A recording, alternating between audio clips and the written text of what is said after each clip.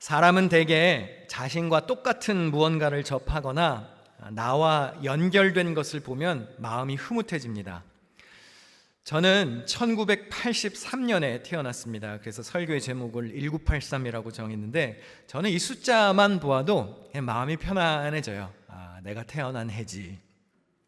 근데 1983년에는 저만 태어난 것은 아니더라고요. 1983년에 보니까 이러한 제품들도 출시가 되었습니다. 이런 과자 좋아하시나요? 꽃갈콘, 빼빼로, 돼지바, 조스바 다 1983년 저와 같은 해에 출시된 제품들입니다. 맛있을까요? 안 맛있을까요? 맛있죠. 1983년에 나왔는데, 그렇죠? 저와 같은 돼지띠 출신들이라 굉장히 정이 갑니다. 1983년에는 보니까 여러분 이덕화 씨 아시나요? 부탁해요. 그 유행어가 1983년에 유행되었습니다. 또 가수 인순이 씨가 밤이면 밤마다라는 노래를 발표해서 대히트를 쳤고요. 또 그 노래 혹시 아세요? 대한민국, 우리 조국. 그것도 83년에 나왔더라고요. 또 그런 노래도 있어요. 그대 내게 행복을 주는 사람. 마찬가지로 저와 같은 해에 태어났습니다. 어쩐지 정이 가더라고요. 저와 같은 해에 태어난 사람, 저와 같은 해에 출시된 제품, 노래, 또 저와 같은 날 태어난 사람, 이런 걸 보면 친근감이 생깁니다. 여러분 혹시 유튜브에 고성민이라는 이름을 검색해 보신 적이 있나요? 그러셨어요? 저는 가끔씩 제 그 포털에 제 이름을 검색해 봐요. 제가 유명해졌나 안 유명해졌나 보려고. 근데 검색해 보면 여자 가수가 하나 뜹니다.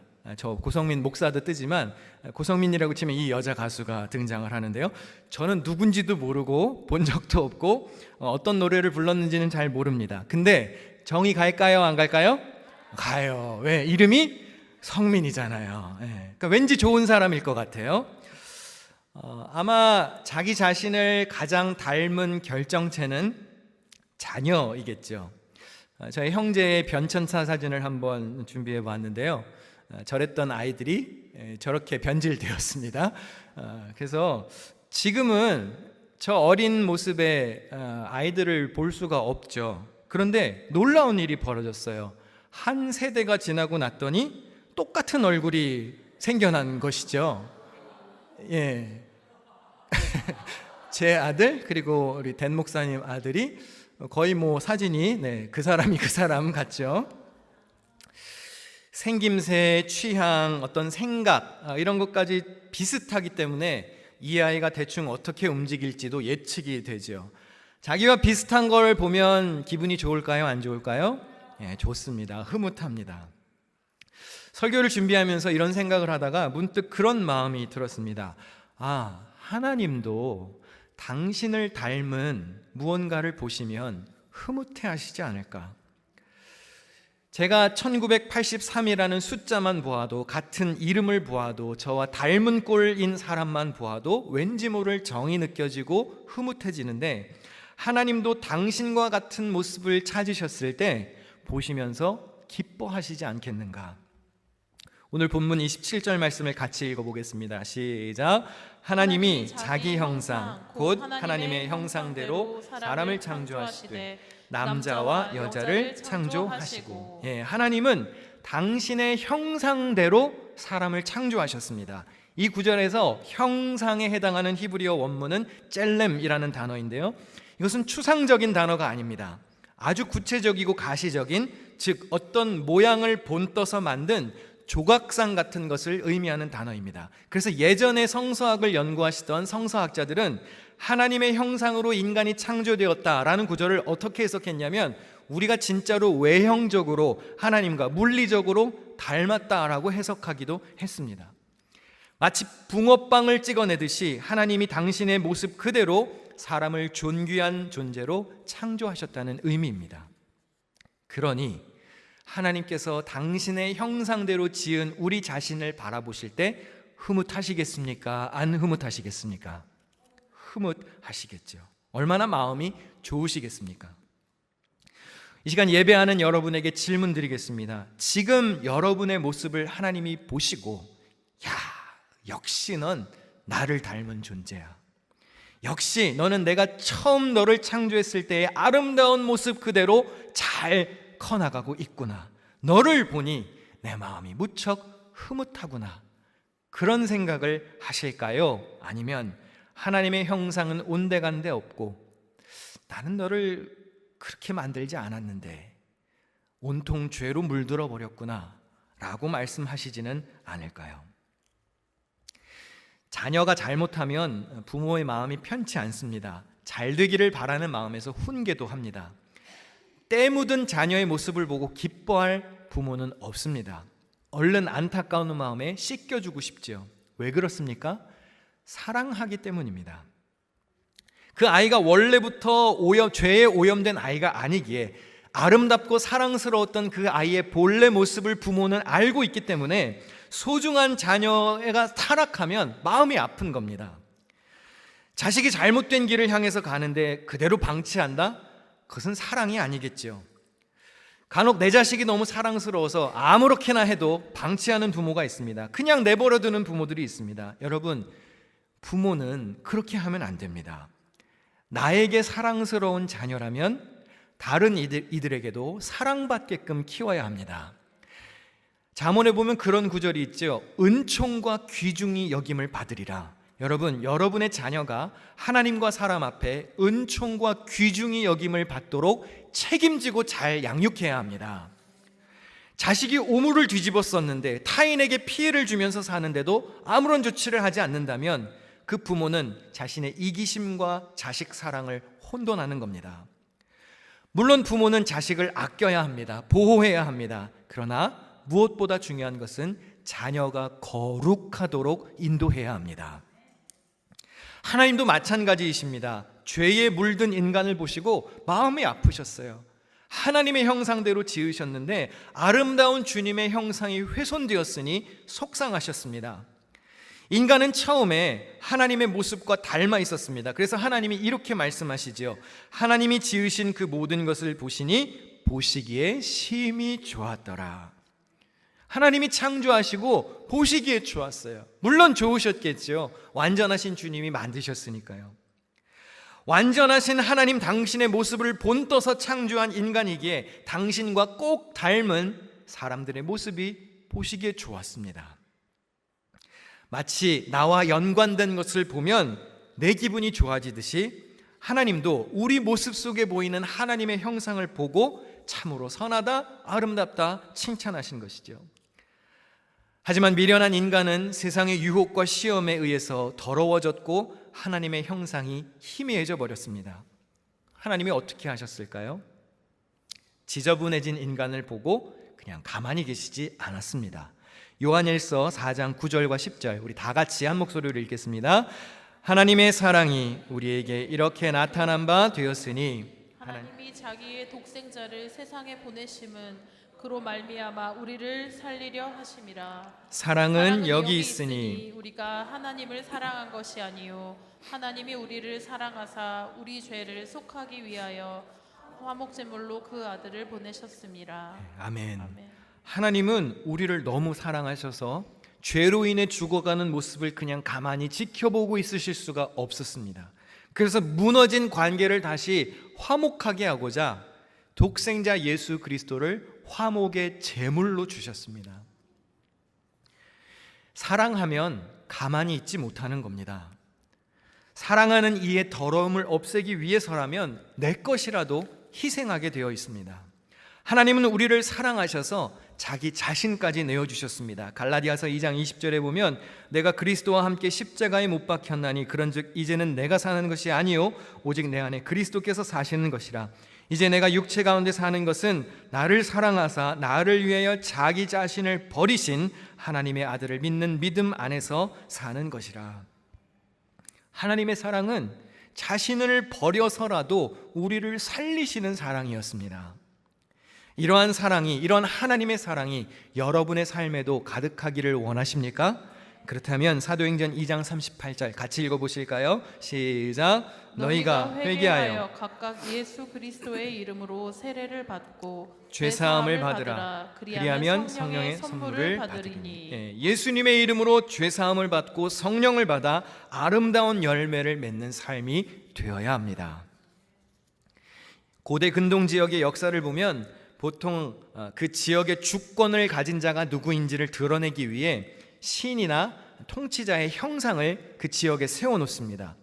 절대 주권자들이 정복한 지역에 여기는 내가 통치하는 지역이야, 나의 힘이 미치고 있는 지역이야, 이것을 천명하기 위해서 그곳에 자신의 조각상을 세워놓습니다. 그리고 대리 통치를 하는 총독에게 권위를 부여합니다. 그러면 하나님의 형상을 따라 지음받고 이 세상에 존재하는 우리는 하나님의 통치 대리인으로 이 땅에 살아가고 있다는 의미입니다. 아름답게 세상을 창조하시고 당신의 형상으로 우리를 두셨다는 것은 우리가 하나님을 대신해서 이 세상을 잘 관리해야 할 사명이 있음을 뜻합니다. 하나님이 천지를 창조하셨을 때 어땠습니까? 혼돈이 질서로 바뀌었습니다. 어두움이 빛으로 바뀌었습니다. 아름답게 세상이 변해갔습니다. 마찬가지로 하나님의 통치를 위임받은 우리가 있는 곳에 우리가 있음으로 인하여서 어둠이 없어져야 합니다. 무질서가 사라져야 합니다. 우리가 서 있는 그곳에 아름다운 하나님의 모습이 드러나야 합니다. 만약에 우리가 아무런 영향력을 발휘하지 못한다? 그러면 우리가 이 땅에 살아가는 목적을 잃어버린 것이겠죠. 우리 하나님은 어떤 조각상도 없고 신상도 없고 무슨 사진도 없습니다. 이단들이 그리하는 것처럼 이 앞에다가 교주의 사진을 붙여놓고 우리가 예배드리진 않죠. 어떤 황소 조각상 같은 이방 신전에나 있을 법한 그런 모습이 없습니다.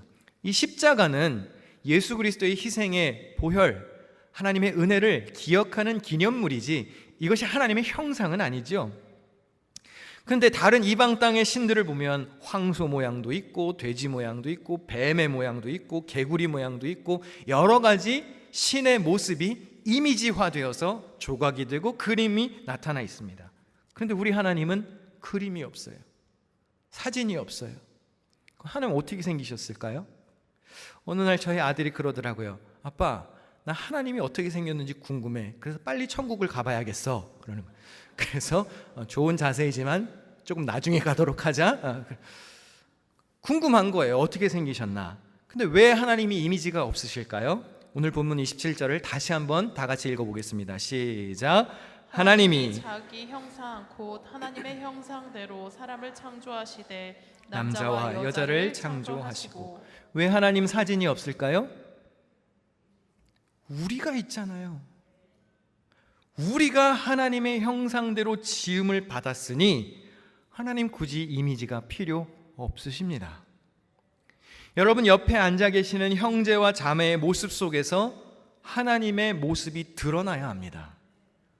우리의 말과 행동에서 그리스도의 향기가 묻어나와야 합니다. 여러분, 세상이 여러분을 보고 하나님을 경험해야 합니다.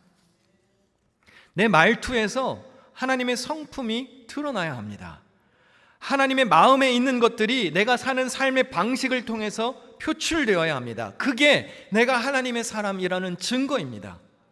나는 하나님의 자녀야, 나 교회 다녀, 나 예수 믿고 구원받았어, 나는 성령의 사람이야 라고 말하는데 사랑도 없고 가는 곳마다 분쟁이 일어나고 늘 얼굴에 근심과 수심이 가득하다면 하나님의 선하심과 인자하심을 어떻게 맛볼 수 있겠습니까? 내가 하는 말마다 다 불친절해요. 베풀고자 하는 넉넉한 마음이 없습니다. 도무지 참을 줄 모르고 툭하면 성질 부리고 그런다면 노하기를 더디하시는 하나님의 자비는 누가 보여줄 수 있겠습니까? 작은 질서도 못 지키고 일처리도 항상 엉망으로 하고 책임지고자 하는 마음 없이 살아간다면 과연 하나님의 정의와 공의는 어떻게 드러날 수 있겠습니까? 여러분, 여러분의 삶을 통해 하나님의 살아계심이 증명되어야 합니다. 그러니 여러분의 일거수일투족이 다 선교입니다. 여러분, 세상이 하나님을 볼 수 있는 유일한 방법은, 사진도 없고 조각상도 없고 이미지도 없는 하나님을 볼 수 있는 유일한 방법은 여러분을 통해서입니다. 나를 통해서입니다. 요한일서 4장 12절, 지금까지 하나님을 본 사람은 없습니다. 그러나 우리가 서로 사랑하면 하나님이 우리 가운데 계시고 또 하나님의 사랑이 우리 가운데서 완성된 것입니다. 하나님을 눈으로 볼 수 없습니다. 그런데 형상이 없는 그 하나님을 확인할 수 있는 유일한 길은 우리가 주의 사랑 안에 거하고 서로 그 하나님의 사랑을 나눌 때에 하나님의 사랑이 우리의 관계 안에 성취가 된다는 의미입니다. 바꿔서 말해 볼까요? 우리가 주 안에서 서로 하나 되지 못하고 사랑하여서 온전한 교회 공동체를 이루지 못한다면 세상은 하나님을 볼 수 없습니다. 우리가 지금 기둥이라는 이름으로 교회 공동체가 되었습니다. 형제교회인 천안기둥교회 비전트립팀도 있고 또 한국기둥교회에서 와 계신 목사님도 계시고 한 이름을 공유하여 공동체, 교회가 되었습니다. 제가 1983이라는 숫자를 보면 기분이 좋듯이 기둥이라는 공통 분모가 있으니 참 뿌듯하고 마음이 좋아요. 시편 저자의 고백처럼 형제가 연합하니 어찌 그리 선하고 아름다운고. 할렐루야. 그런데 이제 그 기둥이라고 하는 이름이 한국, 미국을 넘어 아프리카 땅 여러 군데에 세워진다고 하니 마음이 벅차는 거예요. 또 다른 뉴욕 기둥교회가, 남미의 빛 뉴욕 기둥교회가 세워진다고 하니 이름도 비슷하니 같은 마음이 되기를 기대하는 겁니다. 비록 멀리 떨어져 있지만 하나님을 향한 동일한 사랑을 품고 세상과 이웃을 향한 동일한 자비를 품어서 한 교회이기를 꿈꾸는 것이죠. 빌립보서 2장 5절에서 8절 말씀을 다 같이 한번 읽겠습니다. 시작. 너희 안에 이 마음을 품으라. 곧 그리스도 예수의 마음이니 그는 근본 하나님의 본체시나 하나님과 동등됨을 취할 것으로 여기지 아니하시고 오히려 자기를 비워 종의 형체를 가지사 사람들과 같이 되셨고 사람의 모양으로 나타나사 자기를 낮추시고 죽기까지 복종하셨으니 곧 십자가의 죽으심이라. 아멘. 요거 한 절 바로 앞에 5절 6절 한 번만 다시 띄워주시겠어요? 바울이 예수 그리스도의 마음을 품으세요 라고 말합니다. 그런데 바울이 이렇게 말할 수 있었던 이유는 바울이 먼저 주님의 마음과 같아졌기 때문일 것입니다. 하나님과 같은 마음을 가졌으니 빌립보 교회 성도들을 향해서도 나와 똑같이 여러분들도 예수님의 마음을 품으십시오 라고 권할 수 있었겠지요. 그런데 그 예수님의 마음이 어떠한 마음인지 본문에서 구체적으로 알려줍니다. 어떤 마음입니까? 6절에 근본 하나님의 본체시나 하나님과 동등됨을 취하지 않으시는 마음이 예수님의 마음입니다. 무슨 뜻이죠? 당연하게 생각하지 않는 거예요. 나를 비우는 겁니다. 낮아지는 겁니다. 낮은 자리로 내려오는 겁니다. 신이 사람의 모습으로 자기를 낮추고, 다음 슬라이드를 보여주시면 죽기까지 복종하고 십자가에서 죽기까지 하는 것, 그것이 주님의 마음이에요. 할 필요 없는 겁니다. 누가 알아주지도 않는 거고요. 예수님이 그렇게 하셨다 그래서 누가 손뼉이라도 쳐주었습니까? 그냥 신의 보좌에 앉아서 권력 있게 앉아 계셨어도 누가 비난하지 않았을 겁니다. 그런데 예수님의 마음은 그런 권위를 포기하는 마음입니다. 그게 예수님의 마음이에요. 이제 나는 없는 겁니다. 누릴 수 있는데 안 누리는 거예요. 가질 수 있는데 안 갖는 겁니다. 그런 마음으로 살아야 하나님이 위에서 보시고 너 내 마음을 품고 살았구나 하시는 것 아니겠습니까? 네가 나의 1983이구나. 내 마음을 너도 가졌구나. 근데 여러분, 세상이 점점 이기적으로 바뀌죠. 하고 싶은 대로 다 합니다. 하고 싶은 말도 다 합니다. 갖고 싶은 거 다 가지려고 하고 누리고 싶은 거 다 누립니다. 아니, 그럼 신과 다를 바가 무엇인가요? 하고 싶은 대로 다 하고 살면 내가 하나님과 다를 게 무엇인가요? 주님은 동등됨을 취할 것으로 여기지 않고 다 비우고 죽기까지 복종하셨는데 그 마음을 품으라고 했는데 우리는 과연 크리스찬으로서 작은 것 하나 양보합니까? 희생할 줄 압니까? 과연 내가 하나님의 자녀라, 내가 하나님의 마음과 똑같은 마음을 가지고 있어요 주님 이라고 당당하게 말할 수 있을까요? 만약에 우리가 주님이 바라보시는 곳에 단 1도 관심이 없으면서 말씀을 사모하지도 않으면서 주님의 뜻을 물어가며 기도하지도 않으면서 난 주님의 자녀예요 라고 말한다면 그것이 어떻게 천국 백성의 삶일 수 있겠습니까? 사랑하는 성도 여러분, 하나님 아버지의 마음을 품으시기를 축원합니다. 주님이 보시고 마음 아파하는 것을 보고 나도 마음이 아파야 돼요. 그래야 하나님의 마음을 품은 겁니다. 하나님이 보시고 기뻐하시는 걸 보고 나도 기뻐할 줄 알아야 돼요. 금요일에 말씀드렸죠. 첫째 아들의 문제가 뭐였습니까? 아버지는 기쁜데 첫째 아들은 못마땅한 거예요. 동생이 함께 기뻐할 줄 모르니 아버지의 마음을 품지 못한 것이죠. 여러분, 하나님의 시선이 머무는 곳에 여러분의 시선도 갈 수 있기를 바랍니다. 주님의 마음을 알고 헤아릴 수 있는 그런 성도들이 되어야 합니다. 사랑하는 성도 여러분, 여러분이 주님의 1983이 되십시오. 아버지의 마음을 품고 아버지의 마음을 동일하게 느끼고 함께 아파하며 주님의 마음이 머무시는 곳에 나의 사랑이, 나의 희생이, 나의 섬김과 나의 모든 보물과 나의 발걸음까지도 하나님의 마음이 있는 곳에 임할 수 있는 그런 복된 성도들이 되시기를 주님의 이름으로 축원합니다.